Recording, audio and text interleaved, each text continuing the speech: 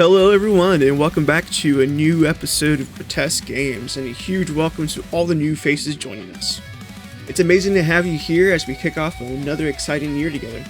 Life has been pretty busy for me the past couple of weeks, but I hope everyone has had a happy, healthy holiday and a great kickoff to their year. I've started the journey on learning and understanding GitHub, forking repositories, and all that good madness. So releasing this as a module is definitely taking its time, and I do apologize. In my last video, we covered the basics of Carnage Aether, from creating a character and playing our first match to handling the post-game steps. If you're new to the game, that's a great place to start. Today we'll be stepping up the challenge with some of the advanced combat rules. Hopefully I'll be able to remember everything. I made a reaction checklist on Google Sheets that lets me check off and track when I've dodged, parried, and of course need to incorporate any of the negative modifiers in my rolls. This will be an escalating episodic adventure. We'll play a couple of random matches in the iconic Crimson Coliseum, testing out different and exciting elements. Plus, stick around, this series will lead into an intense elite match. Also, if you are enjoying what you see and or hear, please don't forget to like, subscribe, or even leave me a comment. I would love to hear what you're excited for coming out this year. So let's set the stage, gear up, and make this year legendary. As you can see, I got busy changing things up again.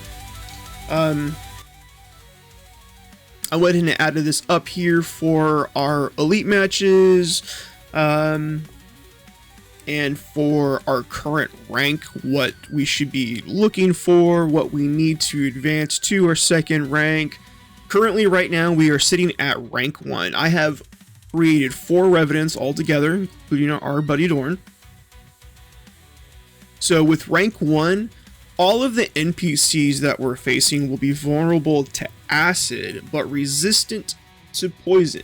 So if anybody that's on the Blackoath Discord has taken a look at the game phase reference sheet that I've created, I did mention on there that anyone that happens to be a Duskblade player, definitely keep that in mind, because if you like to poison things, all of rank 1, they will be resistant to that, so it would just make that skill completely useless. Don't get me wrong, you can definitely still get it. I did it on my Duskblade. I went ahead and unequipped the ring that I had for Duskblade, because that just makes this skill completely useless for me, and that's my fault for not reading, but, you know, of course, keeping Ker Nethalas in mind, I was like, oh, that's just going to be one benefit that's just instant tick damage until it's taken care of. But I did went ahead and spend the dedication and the crafting supplies to create a new ring for Stormbrand, and I picked up the dual weapon master. So I don't suffer any of the negative consequences of wielding 2 one-handed weapons, and I kind of like the stock image that Alex provided, so I kind of kept the theme going with it and provided him, oh, I should say her, 2 daggers. Stormbrand ring. Here. Let's also not forget that dagger gives us more maneuverability, so her initiative is plus 70. I haven't really created any sort of backstories for these lovely Revenants, but I just kind of made some stuff up with names that I've used in other games. So here we have Glamour. I kind of based her off of a friend that is no longer with us, but just to keep her memory alive, I like to go ahead and base some characters on what I think that she would enjoy. Currently, she is sitting at a Umbra Phantom and Stormbrand. Here we have Zeal. I went ahead and just yoinked the name from Zeal and Alador. Love that band. If you have not checked them out, please do so. Yeah, just very powerful, very hard-hitting. Worth a listen. Zeal happens to be my Gravecaller and Hexmancer. And here is we have Allura. She happens to be my Zealot Emissary, and I just leveled her. Well, I shouldn't say leveled her, but I crafted some gear, spent some dedication, and now she's also an Umbra Phantom. And speaking of gear, I played a few matches with everybody, gathered up some materials, and I wanted to go over this with everyone to show how it's done. So on page 206, we have our crafting cost by tier. This is all of the gear that we get to create, all of the current bone tier that we can create. Bone tier is good for us from ranks 1 to 3. These are the materials that we get to spend in order to create that item. And then once we have enough more materials and stuff like that, they can also receive properties. Amulets, armor. Armor can receive 3 properties. Belts, boots, gloves, the kit and caboodle. Now Dorn, my poor Revenant bastard Dorn.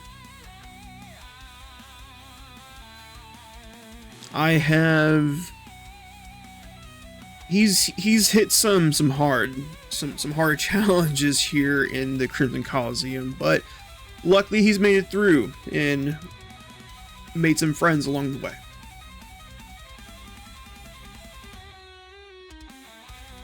I haven't crafted anything for him because I wanted to gather materials and of course been able to just show this off.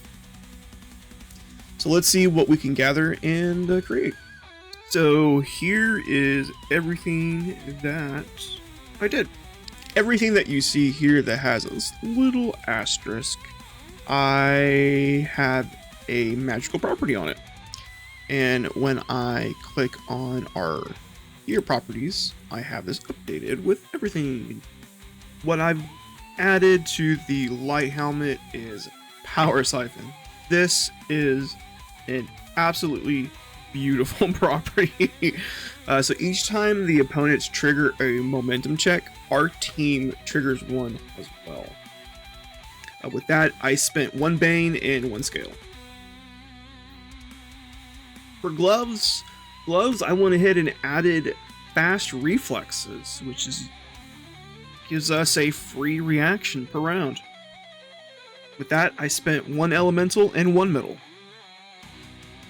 With a belt, I had enough material to actually craft an item, which I thought was awesome, because I got the short end of the stick when it came to getting bone materials. So I've actually went ahead and exchanged some of the aspects out to get some bone materials. I forgot which ones I swapped out. I didn't really get to react fast enough to write them down because I was excited that I remembered that you can actually exchange stuff. But I did spend 2 bones. I had no bone, so I went ahead and switched out some materials and some aspects to get 2 bones. I spent 2 bones, 1 bane, and 1 metal to get a belt. And with that belt, I got Battle Rage with that bad boy. So anytime that I triggered a Bloodied, I get to roll twice on the advantage table. I spent a Bane and a Vita on that. And for our armor, I was able to add 2 properties to this bad boy. I spent an Arcane and a Power to get Spell Guard, which added 10 to our Magic Resist, bumping that up to 50.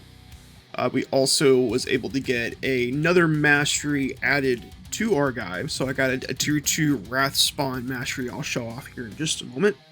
So with the Mastery property, I spent 1 Arcane Dust, 1 Vita, and then of course 20 Dedication. And then it swapped out some stuff for Bane and Shadow to get the aspect materials. You get to pick and choose which ones you get to spend with Mastery Surgery property, so I thought it was awesome. So, tier 2 Wrathspawn Mastery is absolutely sexy, which is a sweeping blow. The cost for this is just 1 standard action, so watch out everybody, every round. So you perform a standard action with your equipped weapon against an opponent. If the attack hits, deal d6 force damage to all opponents, and that is in a closed burst 1 range. I thought that was beautiful. And it made my guy sound pretty beefy with all of the tankiness. Now, some of the improvements that I made to my version of this is I went ahead and tightened the shots, so to speak. So when I'm closer to this, I still have most of the important things within range. I went ahead and moved our hit tables up in this corner, and of course just an empty spot. Went ahead and added a compass die to east. Beautiful. I brought in our damage dealt tables because, let's be honest, trying to zoom it in and going, and then coming back to try to get the perfect view was an annoyance, at least on my end. I try to make it beautiful for you guys. And I brought the favorite of the crowd in, because that's something that I try to remember on our first video, and then with the other 3 characters that I made, hoping to get in the swing of things and remember all of this stuff. And to be honest with you, with my reference sheet, I keep the combat rules to keep in mind up 90% of the time. So I hope that helps you all as well. And one of the things that I also wanted to add in here was the AI reference behaviors for melee, range, and of course support. Support, I think, is a beautiful goblin. You know, I mean that because things get shifty once you get closer. So with support behavior, it doesn't really say here, but once it's in melee range, it actually switches behavior to the ranged behavior. And if you read it in the book, if you get in melee range with a ranged character, they will try to spend as much stamina to get out of your range into an optimal casting or shooting range for them, and then switch back to support. So for pre-game and post-game stuff, I went ahead and just added everything here. I like to go ahead and keep all of my characters out because honestly, these are the only things that really that are going to be on the table most of the time. I just delete all of the NPCs. So match setup and conditions, we got our standard opponents. Have our support opponents, elites, elite behavior. Like opponents table, move this to this. Then we have our recovery table and our downtime phase, or downtime event table. So this is just an example of how I have my table set up. Of course, I'm pretty sure most of the people that actually are playing this game are actually playing it on tabletop and not on VTT or any other virtual tabletop element. Unless you're playing tabletop sim, then good on you. Just got done smashing the event setup button a few times and picked out a couple that I thought would be pretty interesting to record. I'm going to go ahead and roll a d4, starting from 1 down, and just to see what our next events are going to be.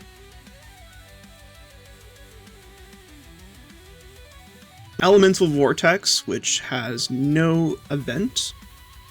So on page 80, we have the Elemental Vortex match setup. This dangerous arena event plays as a standard deathmatch, but with a twist. The area is covered in dangerous elemental vortices. And of course, the objective is to eliminate all opponents. A basic meat grinder in the skirmish world. So with these buttes, anytime someone were to land on it, they do get a D4 direct damage of a random type. Now with these random types, that's definitely going to go ahead and tie in with the damage type synergies. So I'm going to try my best to keep those in mind. I do have a copy of that pulled up in a separate PDF on my laptop next to me, so I am keeping an eye on it. Just to minimize on the time and the length of the actual match, I'm going to go ahead and go with Dorn and then do a D3 of who's going to be coming with me.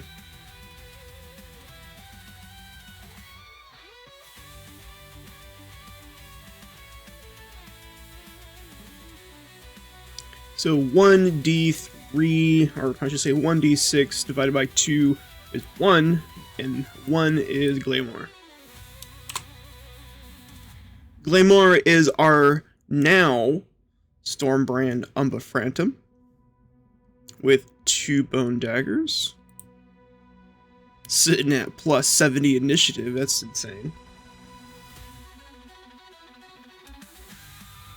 Ooh, I forgot about this. Her current patron quest is to slay an opponent by using the environment. This would be perfect. So on page 77, anytime that there's an additional PC on your side, you must roll once on the support opponent table and then once on the standard opponent table per extra character in the party.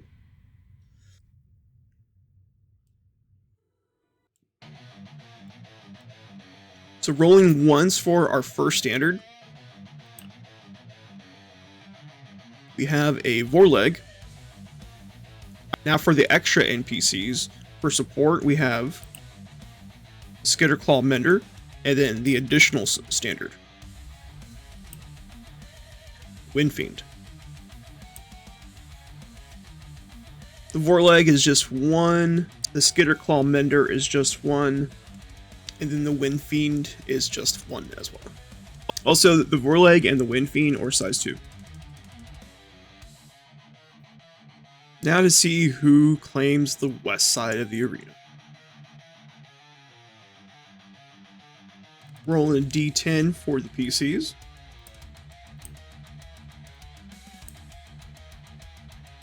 And a D10 for the NPCs.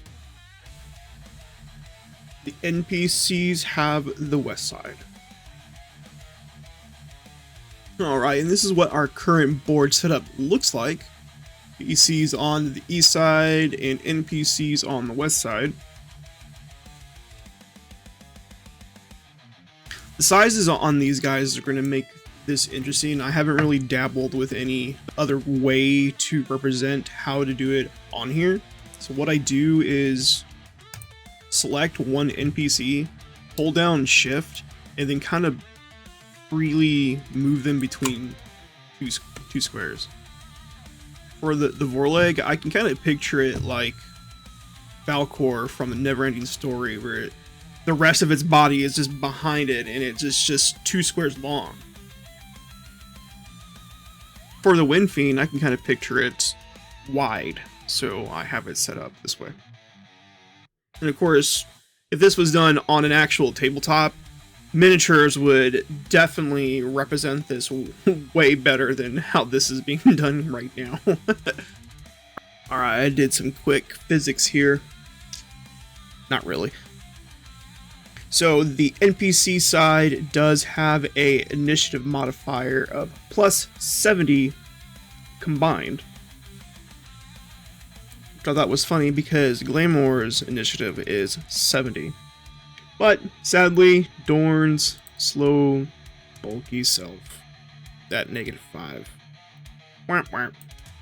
That does bring us to a 65 initiative modifier. So now to roll to see who gets it.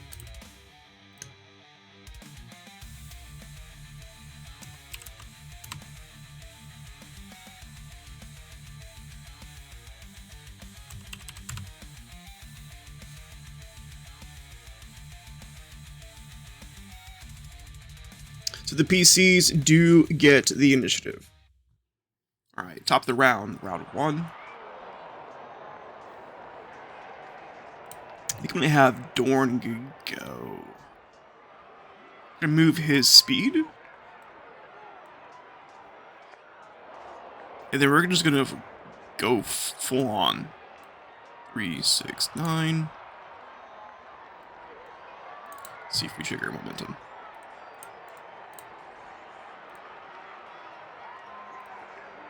We do not.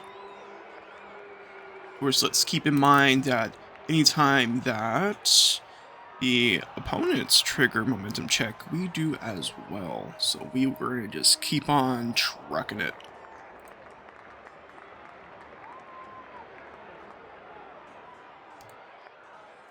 Glaymore's turn. Moving speed.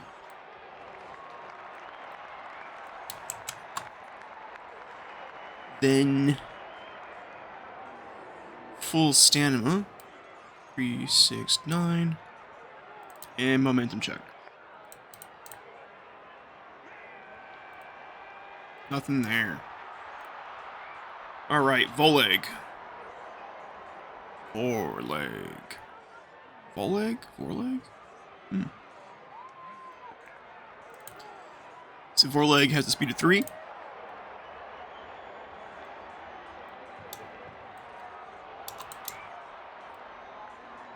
One, 2, 3.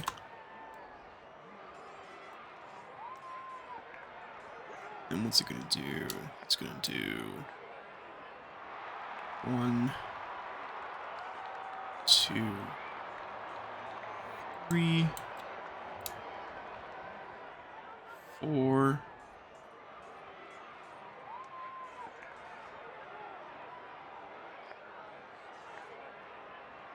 5.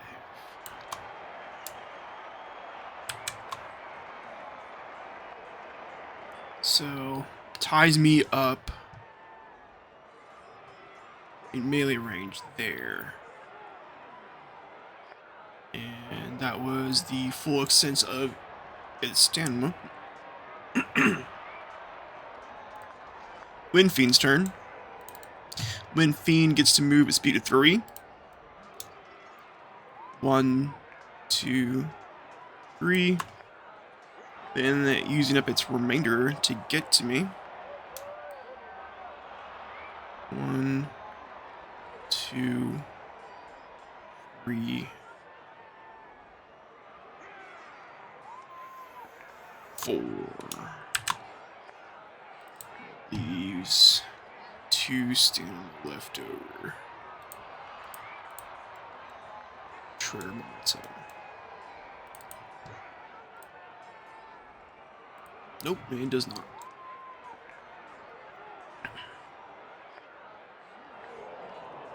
Wait a minute. Oh dang, each time they get a check, I get a check.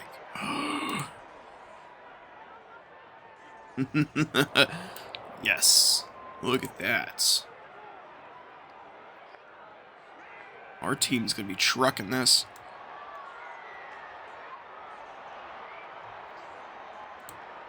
Alright. Skitterclaw Mender. Skitterclaw is an interesting little fellow here. Speed of 5, but its support actions are all melee. So let's see here. It's gonna move at speed. 5.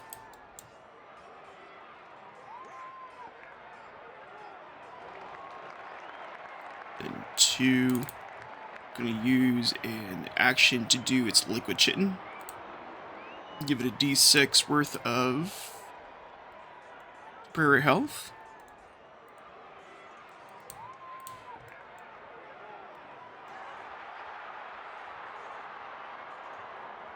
Okie dokie.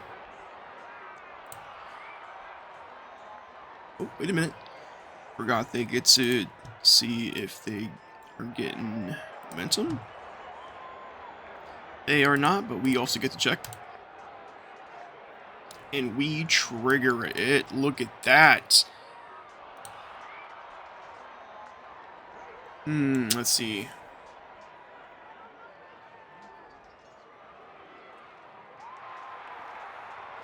I'm going to go ahead and try to show off one of these new tier 2 moves that Dorn had unlocked. So we're going to try a sweeping blow. So this is going to require one standard action and is a close burst 1. So there's a difference between burst and close burst. Burst is within an area that can actually affect your PC. And then there's close burst, which is, I believe, is your PC is the center point, and it no damage is affected to them at all. So we're going to perform a standard attack with our equipped weapon against an opponent. If the attack hits, deal D6 force damage to all opponents in burst range.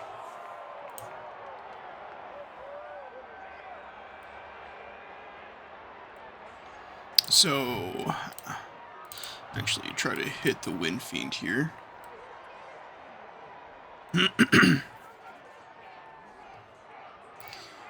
See, Wind Fiend is an ethereal, so we do get that -20 when attacking.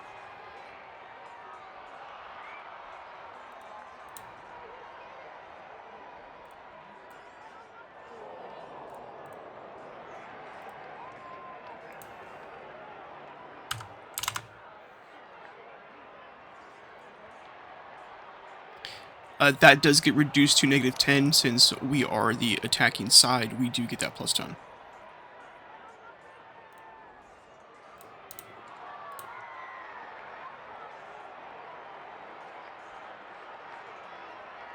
Awesome. So we got the higher success on that. So let's go ahead and resolve this first.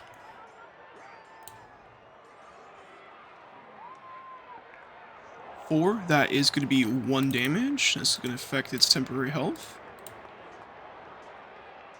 But then the Wind Fiend and the Vorleg are dealt D6 force damage. So this is just going to be 1 damage each.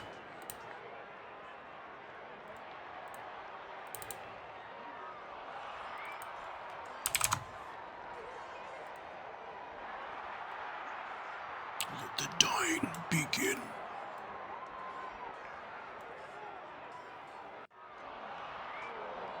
Release the kitties.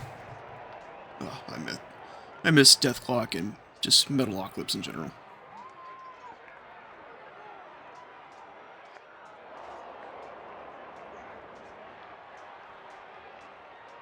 Cool. Alright, that was my first center action. Second center action is I'm going to go ahead and attack the Wind Fiend.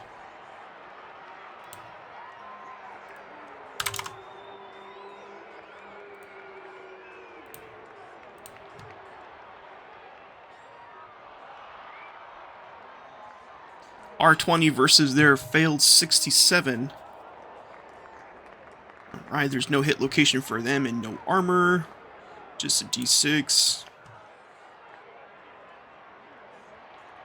2. Didn't even roll for our Bashing Fury here. 3. So we get a damage modifier of 4. +1 from Versatile. I mean, there's no hit location. There's no armor. Striking a target with no armor on a body part that was hit. But they have no hit location, so I'm gonna say they don't get the +1 on that one. So +4. So 2 + 4 is 6. That could be 2 damage to the Wind Fiend. And since we did get the full swing of that momentum here, I'm going to go ahead and give the 10 stamina to Dorn to continue on. I'm going to go ahead and have him do another sweeping blow. I'm going to focus that on the Vorleg this time.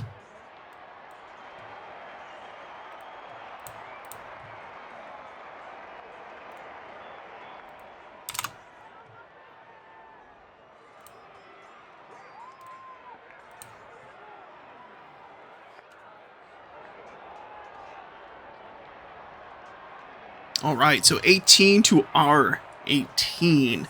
We have the higher target number of a 76 over their 60, so I win that roll. So let's go ahead and do our hit location on the quadruped. Ah, okay, so that is going to be a critical hit. Bringing this to 2d6. Got a 4 and a 5. And then our damage modifier of 4 is also doubled to 8. That is applied to the lowest number. So 8 plus 4 is 12. So they have 4 damage plus 2. So they have 6 incoming damage at the moment. That is a good one. I do believe that also gives us favor of the crowd. So on top of that, they also do the d6 force damage. That is just going to be an additional 1 to the Vorleg, bringing that to a 10 health. And then another 1 to the Wind Fiend, now at 11 health. Dorn has 1 more bit of stamina left. He's going to go ahead and burn that on just a standard swing on the Vorleg.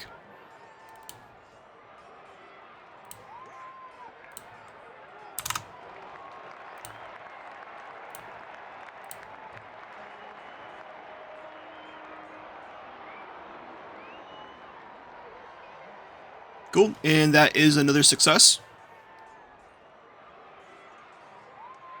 Roll on the quadruped. Alright, no problem. D6 damage. 6 on the damage dealt table is a 2, so we're bringing down this to an 8.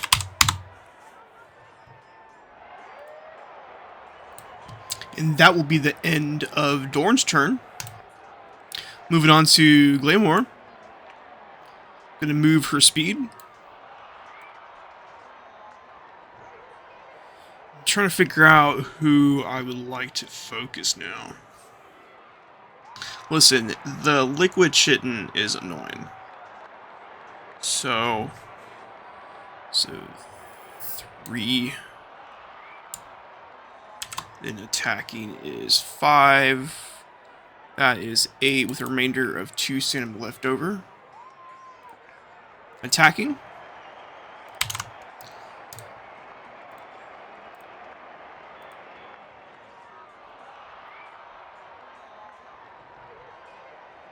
Ooh, they got a fumble.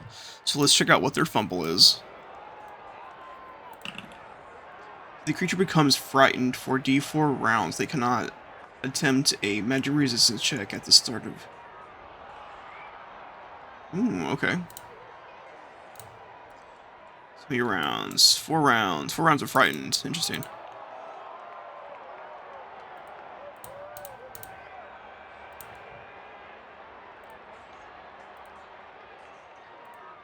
Ah!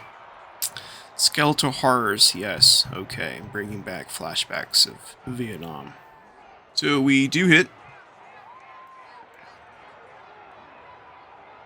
Checking where we hit. Right leg. D6.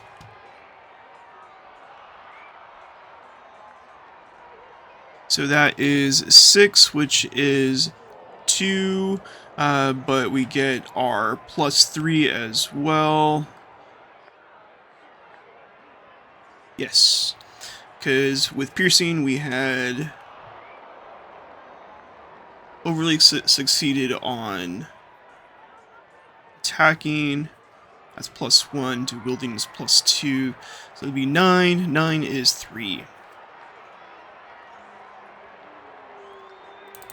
So we bring this down to 9.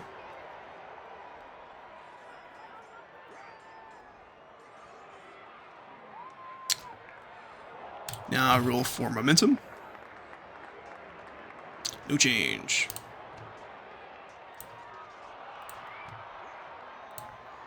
Alright, Vorleg's turn. Let's see what he does. First action, Venomous Bite. The Vorlag lunges forward, attempting to sink its sharp fangs into a target, dealing D6 piercing damage on a hit. And let's see here, so they also ignore a point of armor.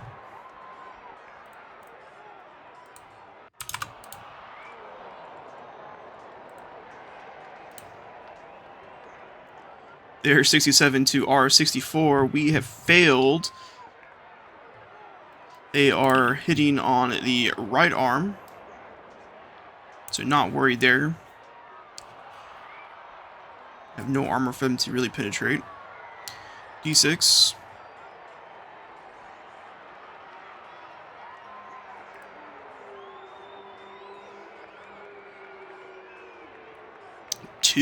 But since this is a piercing damage, this is actually going to be a 3, which is still 1 point of damage.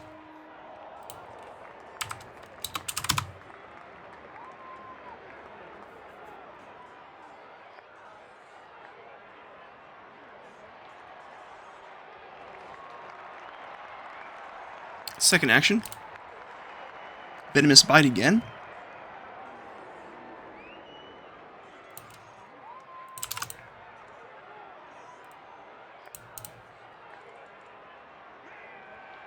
Oof, they got a critical success. So let's see where they hit. Left leg. D6 piercing damage. That'd be a 7, which is just 2 damage.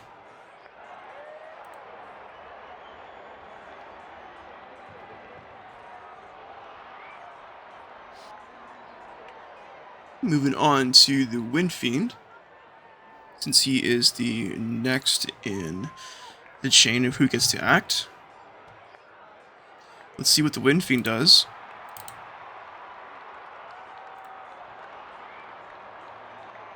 Gale Reaver. The Wind Fiend strikes with one claw made of air, dealing D8 slashing damage.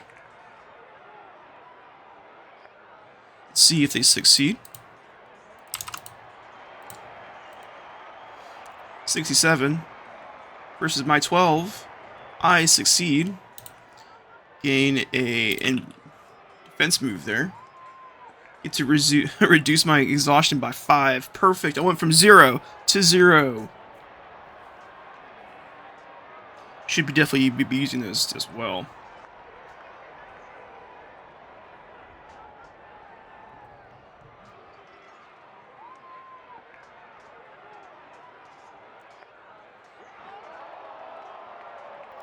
Second action. 5. Cyclonic Fury. The Wind Fiend encircles a foe or small group within a tight whirlwind cyclone of razor winds. All creatures in the affected area must pass a dodge check or suffer 2d6 slashing damage as the winds tear them apart.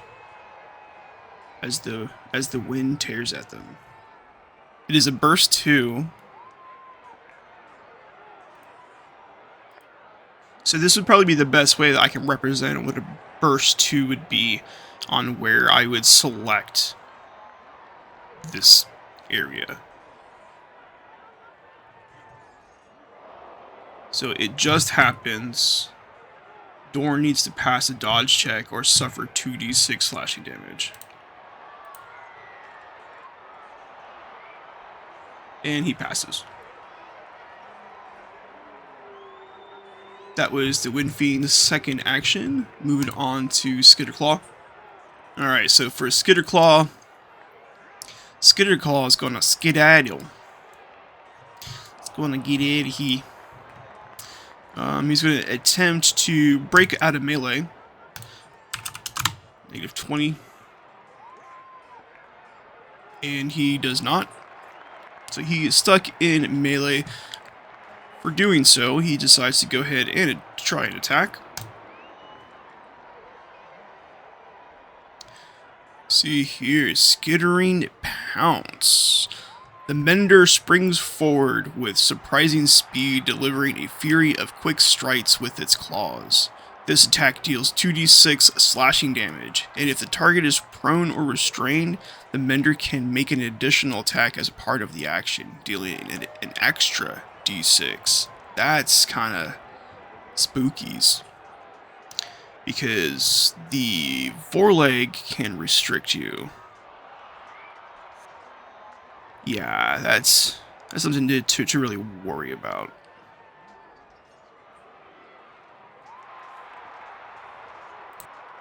At this point, I would be making him face me.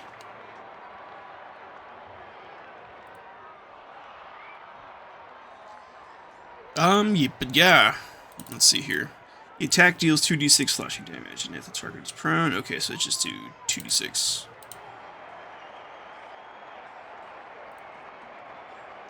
Five and a 3, so we're just looking at a total of 3 damage incoming.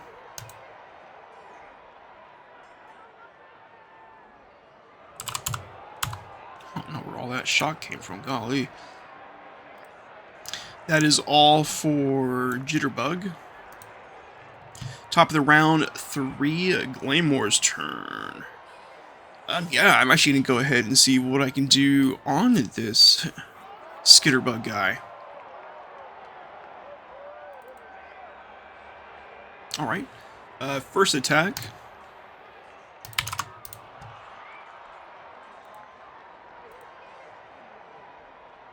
Our 36 to their 100, we win that.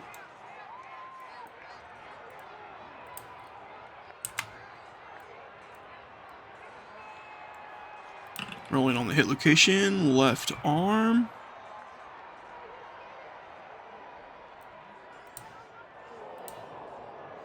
It's a d6. It is a 3. So we got the piercing damage on that. Plus the 2 damage, so we got additional 3 on top of that, so 3 and 3 is 6. We got 2 damage incoming to Jitterbug. He is now down to 7 health. Glaymore is just going to do shank after shank and see if she can strike home. Let's go again. Plus 10. Ooh, our 30 versus their 93. Okay, so we're going to get this again. D6.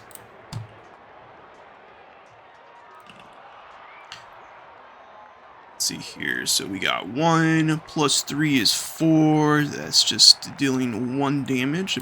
Still, that is progress, bringing that down to 6. Alright, wrapping her up, moving on to Dorn.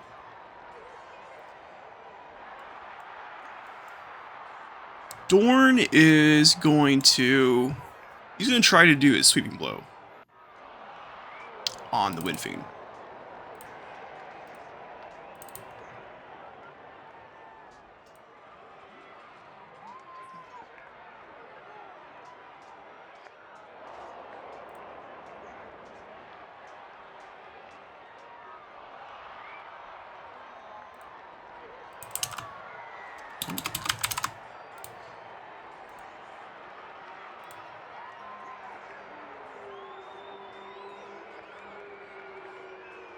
Our 43 versus their 19. We have the higher number on that. Okay, and there, of course, there's no hit location and no armor. Only D6. 2 plus our 4. 6. 2 damage.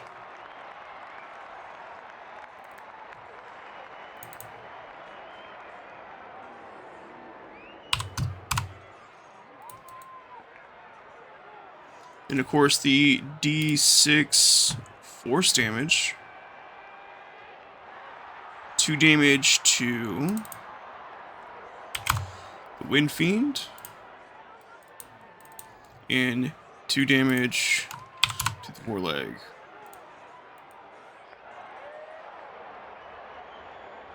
Dorn is spin to win.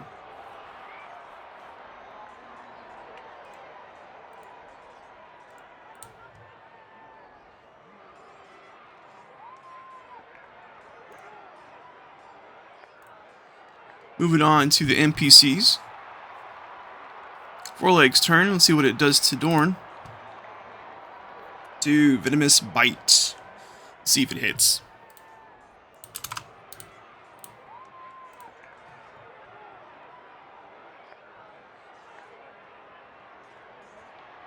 Ooh, 52 to R23. They have the higher success.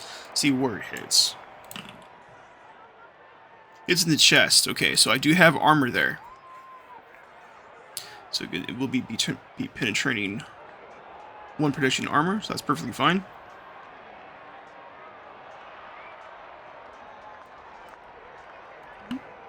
Meant to fix that from last round. Let's see here.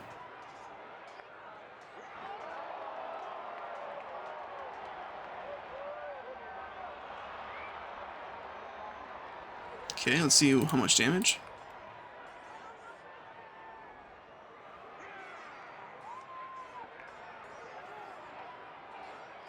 Six, 2. So it deals the full 2. Alright, Vorleg's second action. Ensnaring Tentacles. So physical, range 1, target 1 creature. The Vorleg unfurls its tentacles and lashes out at a target, dealing d6 bludgeoning damage on a hit. Additionally, if the attack hits, the target must succeed on an athletics check or be grappled by the Vorleg's tentacles, becoming restrained.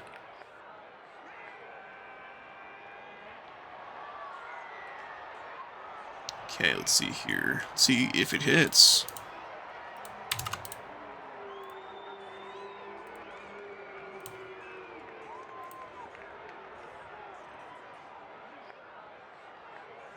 That failed. I would have failed anyway, because since I previously dodged, needed to apply the negative 20 modifier to that. So they succeed. So not only are they doing a d6 bludgeoning damage on...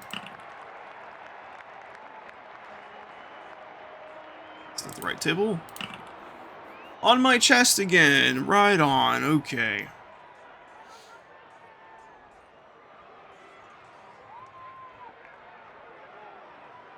So it's 1 damage, so it's still be 1 damage.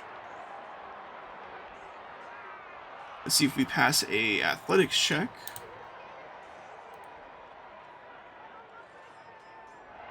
Oh, we do. So we are not restrained. Okay, we're just taking the 1 damage.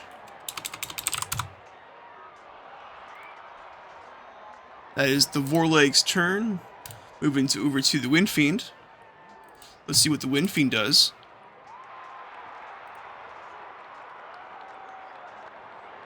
Gale Reaver. Let's see if it hits.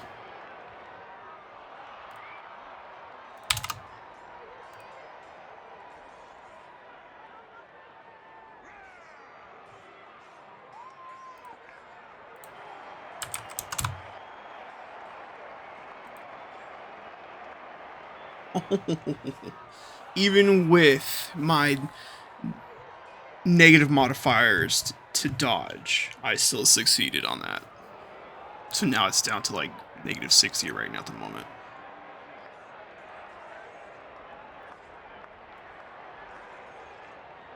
Cool, so we get a defense move. Reduce our exhaustion, which we have yet to spend, which we should be.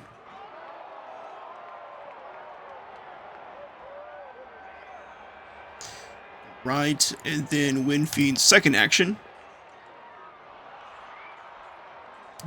Gale Reaver again. This time I'm going to try and parry with my weapon.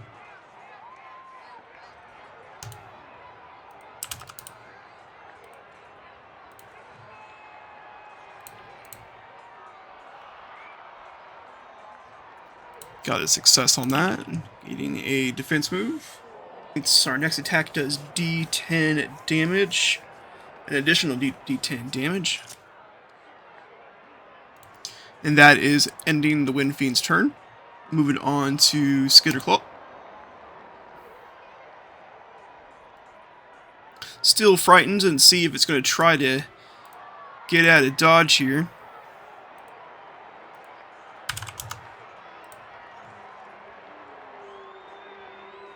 It does not. It is going to try and attack. Skittering Pounce. Springs forward, surprising speed, delivering a fury of quick strikes.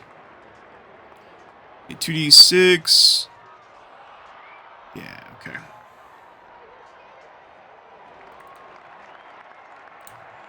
Two d6. 5 and 3, so a total of 3 damage.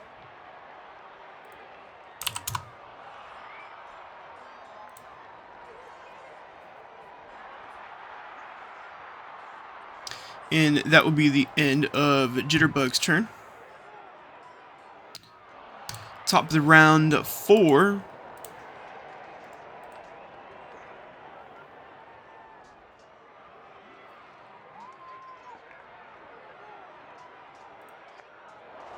Let's see what I can do here. Let's see here. So there's Hell 6 on the Vorleg. We got 7 on the Wind Fiend. Skitterbug is at 6. Let's move on to the Vorleg. The Vorleg is more intimidating. I'm having some fun with Sweeping Blow. I mean, it's a pretty useful skill. It's hard not to overdo it.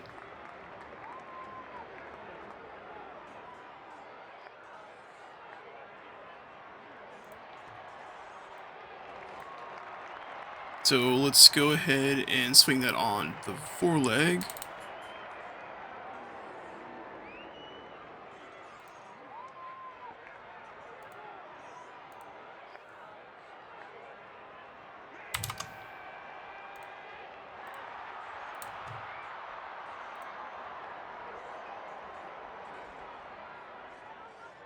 Cool, and we hit. Let's go ahead and roll the quadruped table.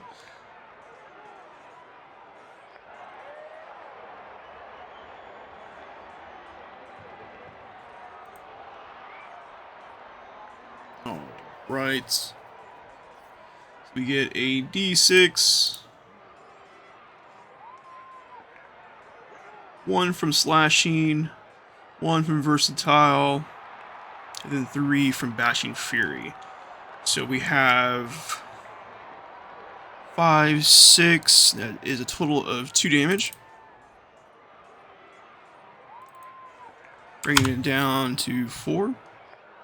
And of course the d6 force damage.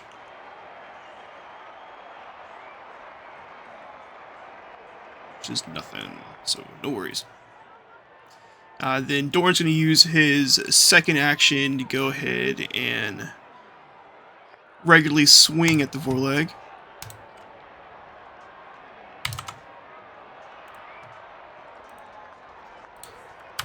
Vorleg has already dodged.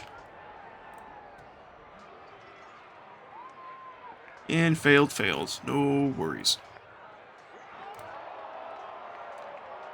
Moving on to Glamour.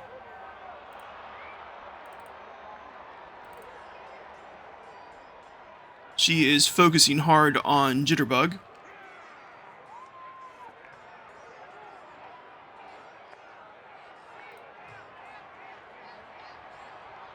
Ooh, wait a minute.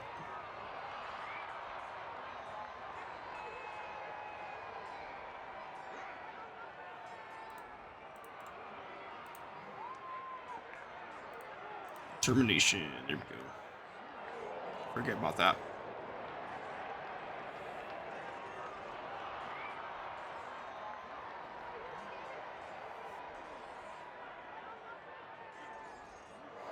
Alright, so Glamour, let's see here.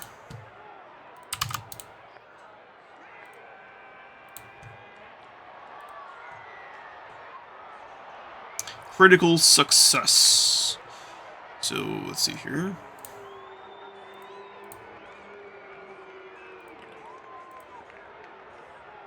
Got a deep wound. The target is bleeding. D4. Oh. D4. 2.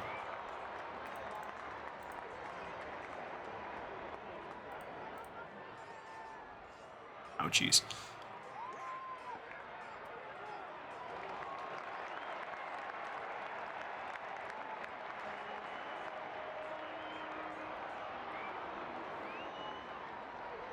That is a critical hit. They get favor of the crowd.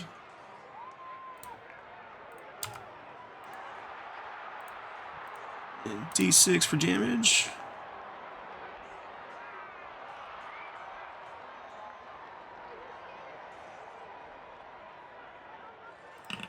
Hit in left arm.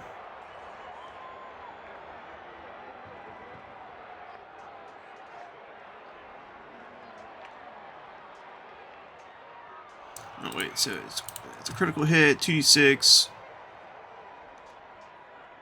5, 6, so it's 2, 2, and then 4.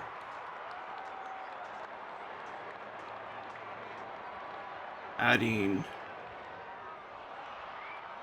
the 5 to the 5, so that's 10, that's 4. So 6 damage. Oh, dang!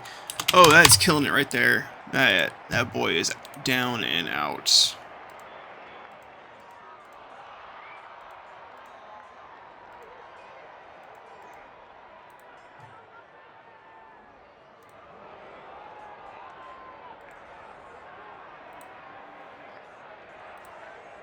Good job, Glamour.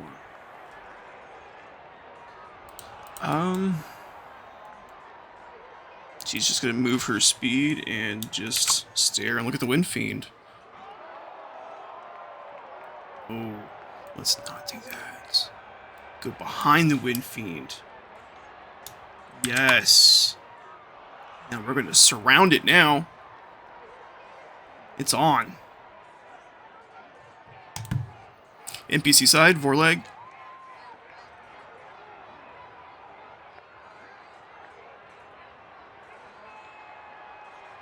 Ensnaring Tangles.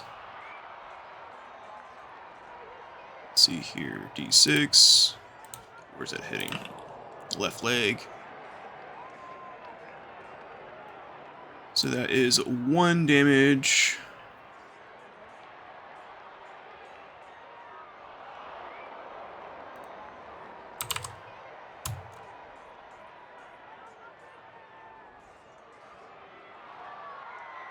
We need to pass an athletics check or we are restrained. Which we do successfully. Ooh, let's see what we get on that one. Alright, so with Dorn got a critical success on athletics, which is a Herculean feat. The character performs an incredible display of physical prowess, exceeding all expectations. Their next successful non-magical attack deals double damage. Holy moly. Alright, Vorlag second turn. Ensnaring Tentacles again.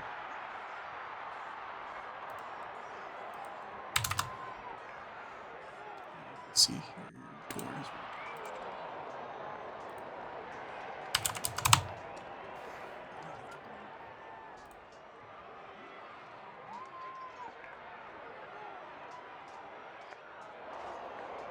Okay, and they are hitting. Now, of course, that again is going to be a D6 bludgeoning damage.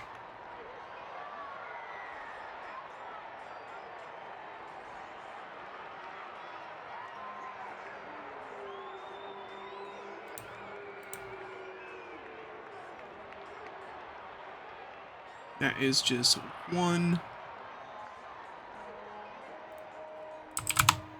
And they got past the athletics check again.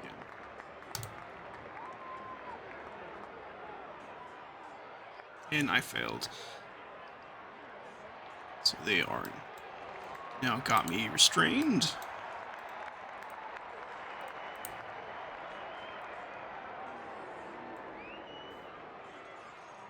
Okay, that is the end of the Vorlag. Moving on to the Wind Fiend. Wind Fiend's going to be pressing hard on Dorn. Let's see what he does. to Gale Reaver. Let's see what happens here. Dorn's going to try and parry.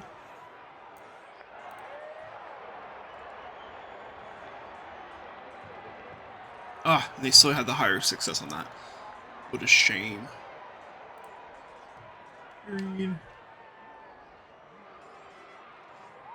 Okay, Wind Fiend. D8 damage. Where's that hitting? Right leg.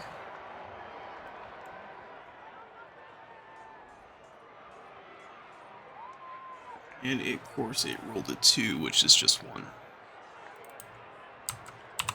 So close to being bloodied.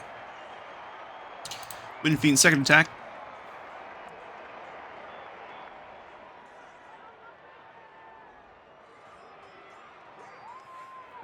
Gale Reavered again. Try parry again.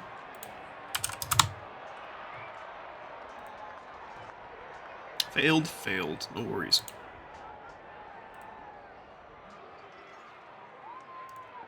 Okay, moving on to the top of round 5.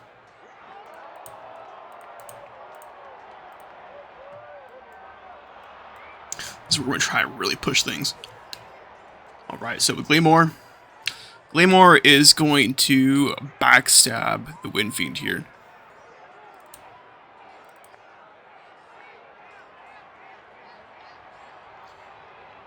Let's see. So of course, they are ethereal, which is a -20. But we get the +20 from flanking them, and we get the +10 for being the attacking party. So overall, it's just +10.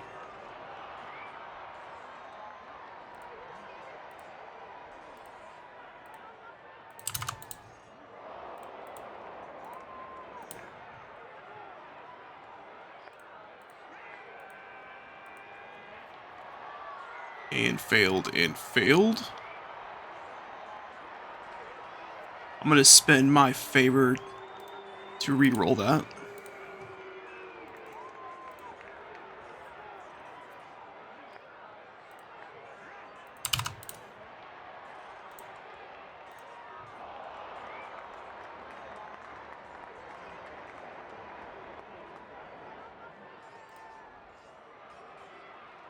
Cool, we got a success.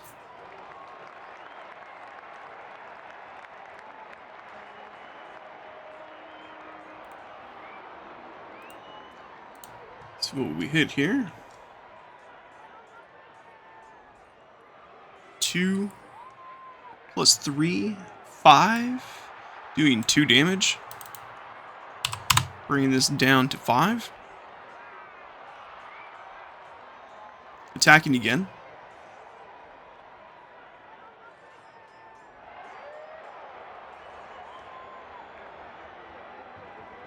Alright, good deal. Of course, let's go ahead and make sure that she gets her determination for that failed one.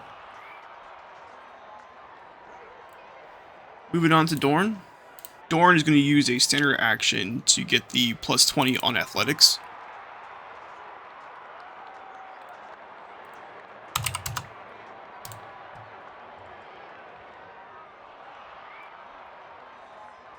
We nailed it, so we were no longer restrained.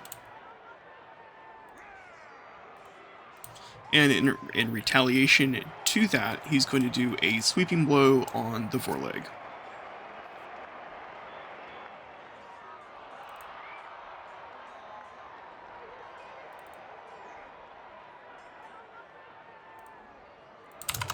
Swinging. R64 to their 90. We are hitting. Where are we hitting? Okay, right front leg. And D6 to see how much. 6 + 4 is 10. We are doing 4 damage, which is exactly enough to knock out the foreleg.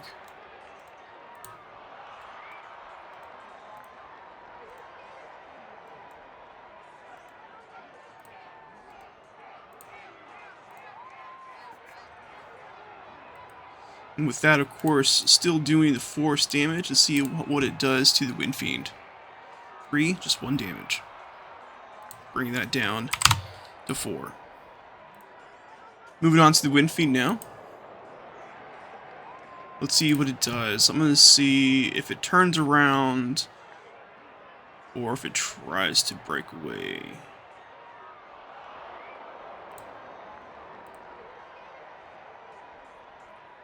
Alright, so it turns around, faces Glamour, and decides to attack. 6, Tempest Lunge. Wind Fiend lunges with a sudden violent rush of wind. The target suffers 2d8 piercing damage and is pushed back 1 square. Ooh, that would suck right here. Okay, yeah, let's not. How about that?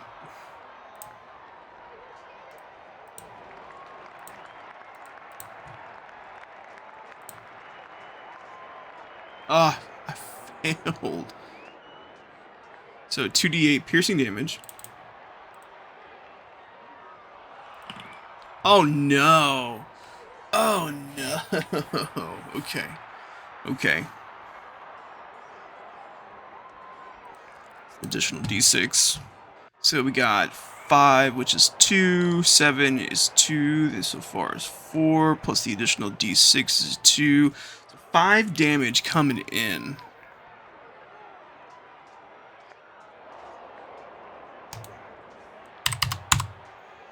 That triggers Bloodied for Glamour.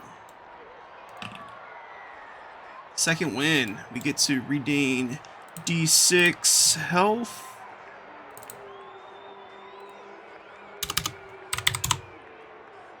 But our disadvantage is Fading Senses. You are now blinded until healed above 50% maximum health.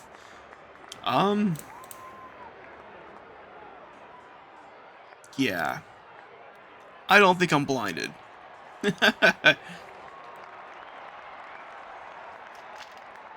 So I actually got some health back out of that. That was a win. But the thing is, I do get pushed back now. And while being on this, I get dealt d4 damage, direct damage. Cool, no worries, just 1.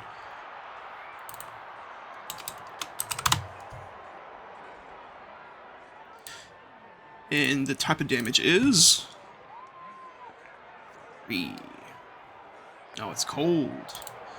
Cold damage. I mean, so far with everything that we have on the field, there hasn't been really anything to trigger any of the damage type synergies.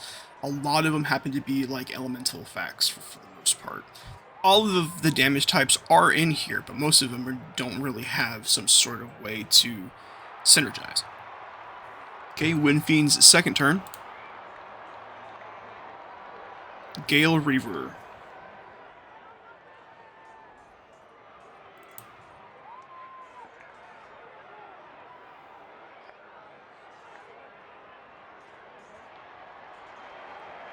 Well, I don't think it can now. Okay.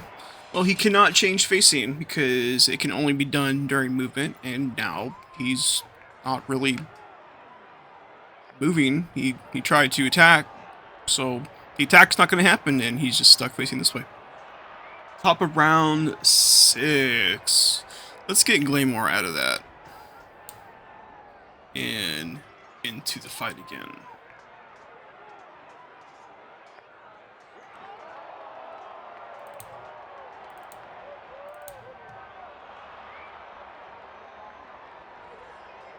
Okay, so since she's flanking from the front, she does get a +10. That would negate the ethereal here, since the +10 from the attacking party and 10 from flanking. Yeah, okay, cool. So it would just end up being a flat roll.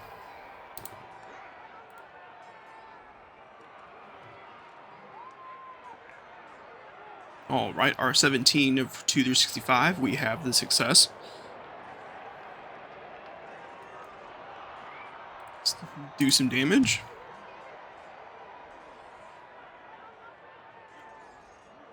3.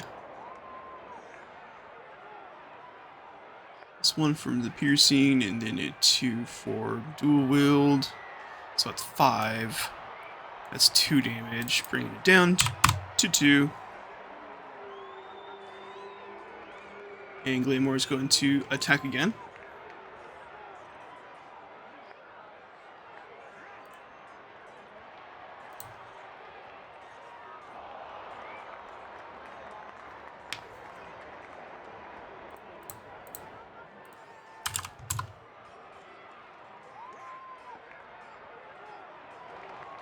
Okay, and we are hitting again.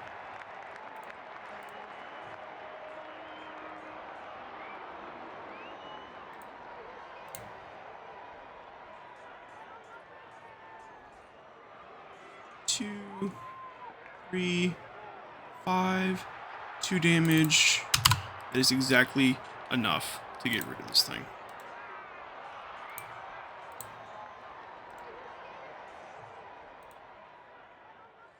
So that was actually intense. Getting pushed back into one of the elemental things. That was kind of scary for a moment. I think for the most part, I kept up with momentum and determination. It's kind of hard to overthink things and overly look them. I'm glad we actually got a chance to see how bloodied, triggered, and do some good. Determination was kind of hard to remember, just kind of coming from Ker Nethalas and not getting anything out of missing, I should say, at least by default from the core book. Yeah, just kind of forgot that. Like, oh, okay, yeah, I forgot you get a point of this. Momentum is interesting, especially for the Revenants. Because for NPCs, they move 2 stamina per square, and Revenants move 3 stamina per square. Of course, you can move 3 times, 3, 6, 9, have enough stamina left over to trigger the momentum, which would be super helpful. Totally get that. Another thing that I keep forgetting is exhaustion. I keep thinking that it's going to hurt me, but by the time already I'm in range, I've in a comfortable spot where I'm just going to put up my walls and just have a last stand, I should be spending it more. I think this happens to be my 5th, 6th, or 7th game of Carnage Aether since our last video? No, including our first video, I should say. Now moving on to our downtime phase. We don't have any characters that made it out of action. We're going to skip that part.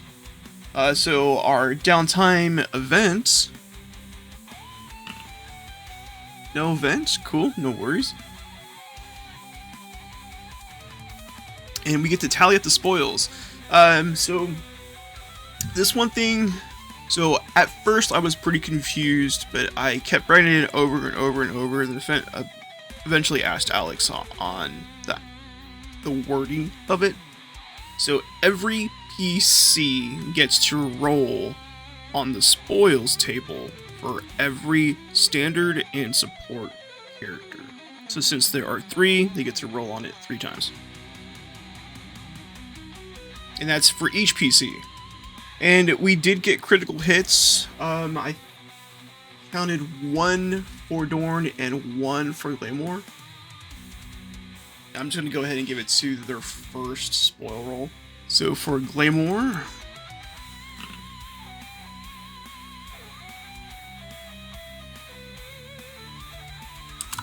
two elemental, and then a D4 arcane dust. Put that material, so it'll be 2.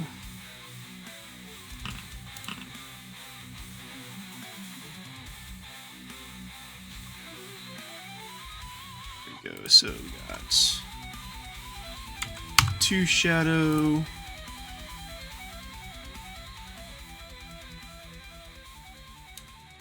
1 Arcane Dust, got 2 Chaos, and 1 Scale. Dorn.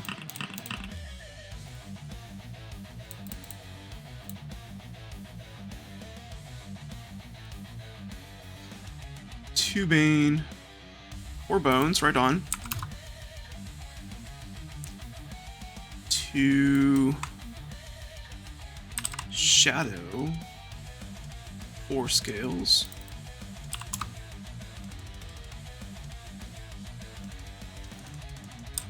2 Chaos and 2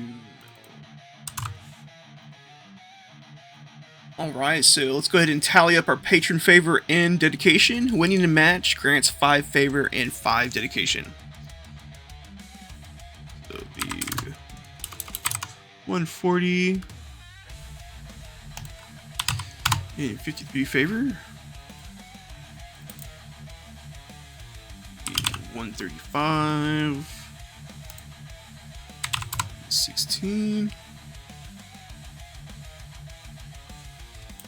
And she did get favor of the crowd, so did Dorn.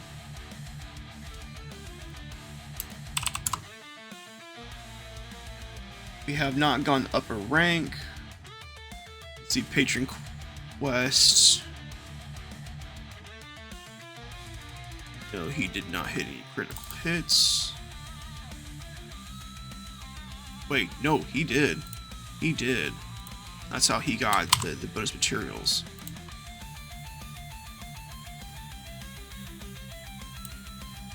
Sadly, still haven't done this yet.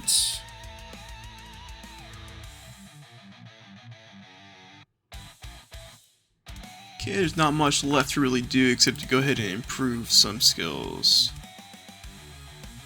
Nothing here for play more. Something for Dorn. 47, and that's going to be a D4. Cool. Yeah, added 3 to that, so we are 33 athletics now.